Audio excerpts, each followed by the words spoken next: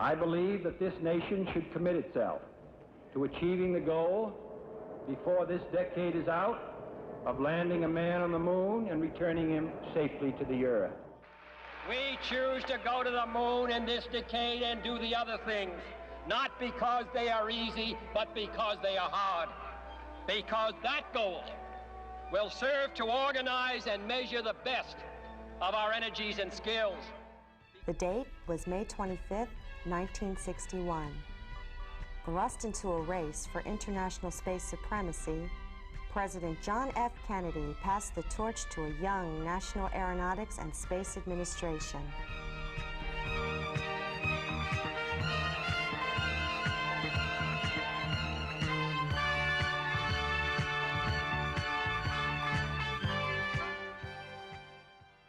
The complex, sophisticated space shuttle of today, with its ability to routinely carry 6 or more people into space, began as a tiny capsule where even one person felt cramped, the Mercury program. The 7 flights of Project Mercury proved that humans could survive in space. The next step was Gemini, expanding our reach. The 2 unmanned and 10 manned flights of Project Gemini subjected man and equipment to flights of up to 2 weeks in duration. America thrilled to the first spacewalk, a 20-minute extravehicular exercise.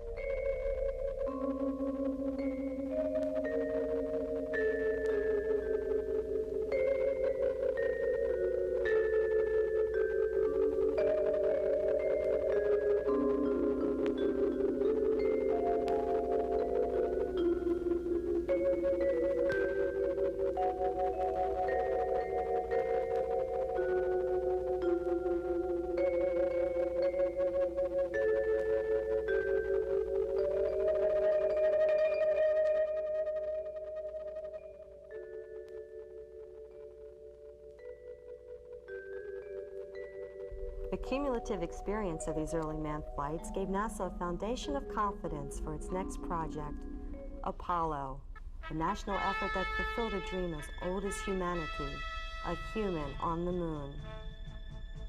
From Mercury to Apollo, the space program depended on the Goddard Space Flight Center for its link to Earth.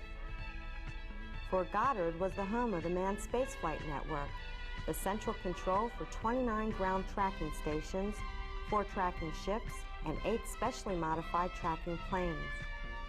These were scattered around the world to keep in constant communication with the astronauts in their vehicle. For a manned mission to the moon, Project Apollo would need a monster rocket called Saturn V. Saturn V was just one item on NASA's long shopping list. Years of testing and designing went into preparing astronauts, rockets, and equipment for the first lunar landing. Cape Canaveral, soon to be named Cape Kennedy, needed a building 525 feet tall, where the Saturn V, the Apollo spacecraft, and the moon landing ship could be put together atop a tracked carrier as big as a baseball diamond. Before humans could land on the moon, it was necessary to learn about the conditions there.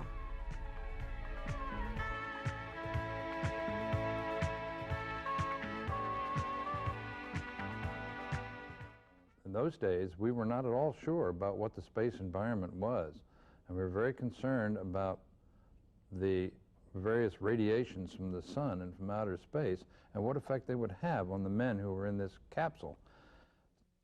Picture-taking Ranger spacecraft sent back thousands of lunar photographs before crash landing into the lunar surface. As the time grew closer to the historic moon landing, Goddard crews checked and rechecked every circuit, every antenna, every console to assure that nothing would go wrong during this landmark mission. And we had the responsibility of testing these facilities from an operations standpoint, utilizing the facilities of NASCOM. And we supported 24 hours a day for a lengthy period of time during a program called, we used to call it AGNOP, but it's Apollo GOS Qualification Navigation Program, where we used to track lunar orbiter with the 30-foot antennas, parabolic antennas, which we called USB antennas, that were located at the manned space flight stations around the world. As far as preparation for the mission and troubleshooting circuits when they would fail, I like to think of it, and I used to call it then the Great DB Witch Hunt, because we had made promises to the network that we could exchange test tones between our center and the remote tracking stations and get those test tones back plus or minus 3 dB, which is a pretty stringent requirement for the air-to-ground astronaut voice relay circuits. The man destined to put the first footprint on the moon was Commander Neil A. Armstrong, a former NASA test pilot who had experience in space during Project Gemini. Edwin E. Aldrin Jr., known as Buzz, who would be the second man on the moon, had a Doctor of Science degree in astronautics. Michael Collins, with a Bachelor of Science degree, was to fly the Apollo command ship in parking orbit around the moon while his fellow crewmen explored below. The day arrived and NASA was ready.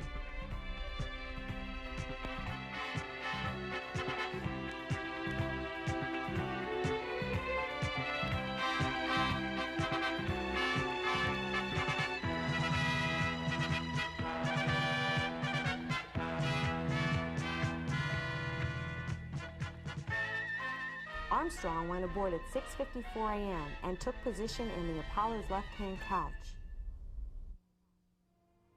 5 minutes to liftoff and still counting.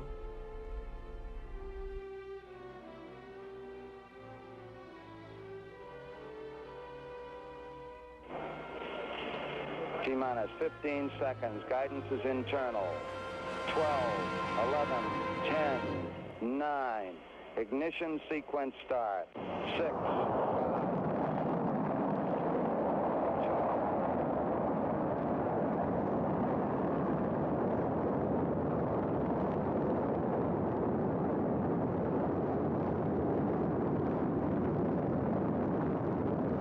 Perhaps 1 million Americans came to Cape Kennedy to see the astronauts off. So did 3,000 newsmen from 56 countries, half of the U.S. Congress, and the Vice President of the United States. Former President Lyndon B. Johnson, an avid space program supporter, and Mrs. Johnson were among those who followed the Apollo 11 liftoff. Millions more watched the launch on worldwide television. Immediately following launch, the 30-foot antennas at Goddard's Merritt Island tracking station picked up communications with the spacecraft, then handed the circuits off to the ground station at Grand Bahama Island, then Bermuda, followed by the tracking ship Vanguard in the Atlantic Ocean, and so on around the world. Goddard was the control center for all the ground stations that were around the world that were going to be supporting, and that were supporting the manned flight program. And NASCOM's the central hub of the NASA Communications Network and still is to this day, which means all of the signals coming in from the remote tracking stations reach Goddard before we hand them off to other facilities. But during Apollo, everything came into Goddard first. So anything that was said, as an example, the astronaut voices would be in a digital format from the spacecraft, but when they reached the tracking stations, they were put into an analog form and traveled that way into Goddard, where we conferenced all of the voice circuits together and then handed them off to JSC, to Houston. Views of their home from the Apollo spacecraft reminded Earthlings the world over of how fragile their planet is and of the need to preserve and protect its resources. The pictures they saw and the video coverage we have today would look like nothing more than gobbledygook without the special camera and processing techniques developed by a team of Goddard engineers. Not only did they have a couple modes of operation, which were simply, let's try this if this doesn't work, but we also had a very limited bandwidth, and the ground equipment had to reconstruct the picture so that it would be usable. The picture as transmitted would not be able to be telecast on a home receiver. As viewed, it would be a very flickering picture that would not be too usable except for possibly an engineer evaluation. When the camera on the lunar lander began to transmit pictures as it approached the moon, the Goddard team received the signal at a special processing facility set up in Sydney, Australia. I recall particularly the Australian people were just so excited, and they actually set up television monitors in I believe it was called Peace Cross, the main square in Sydney, where thousands of people came out to witness this. Contact light. Okay, engine stop. ATA at a descent. Mode control both auto. Descent engine command override off. Engine arm off. 13 is in. We copy you down, Eagle. Houston, Tranquility Base here. The Eagle has landed. The first word may have been Houston, but the first people to hear it were Goddard's voice controllers. I'm going to step off the limb. That's one small step for man, one giant leap for mankind. Oh, that looks beautiful from here, Neil. The primary package was a seismic package to detail moonquakes, and a laser retroreflector package, which is quite small, but it had 64 cube reflectors in it, so they could use lasers from the Earth and fine-tune the distance between the Earth and the Moon. Those small retroreflectors are still used today. By bouncing lasers off these lunar-based reflectors, Goddard scientists continue to learn about the movement of the Earth's crustal plates with the same accuracy as when they were first placed on the Moon. Not long after noon the next day, the 21st, the astronauts fired the ascent engine and launched Eagle on the first leg of what was to be a triumphant return to Earth. Apollo 11 splashed down at 12:50 p.m. Eastern Daylight Time on July 24, 1969, about 900 miles southwest of Hawaii. Two Goddard satellites, ATS-1 and 3, were used to relay television coverage of the recovery operations to an anxious world. The big thing that we did, and I think, well, because it was spectacular, because everybody saw it, was the television through our microwave system on the ATS spacecraft.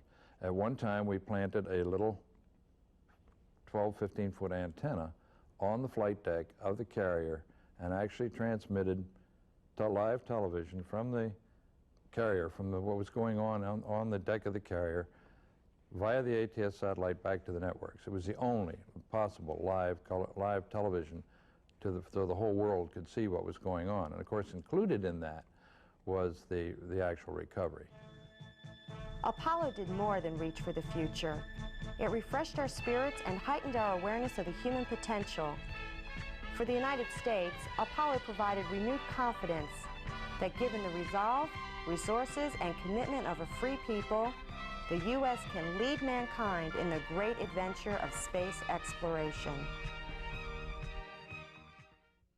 We lived through an era, and part of that era was the time that John Kennedy said, "I challenge this nation to put a man in orbit and return him safely within this decade." Pursuant to that, I don't think any of us will ever forget that famous day in Dallas. And then to put the man on the moon and bring him back safely was quite a monument and memorial, and I think all of us felt very, very strongly about that. We were a pretty young organization. I think I was in my 20s, and I think just about all of the voice controllers and the contractor workforce were people in their 20s and possibly early 30s. And it was just a very exciting time for us. I mean, we would put hours and hours and hours of work in, and we were proud to do it because we did see our piece in the puzzle and what our own personal accomplishments might be. And we felt quite proud that we were a part of bringing that data back to them, because that was the whole purpose, to get science data, and that's what we did. I think the biggest satisfaction was that it enabled everybody in the world to see something that was a one-shot, one-time affair, which was the first step.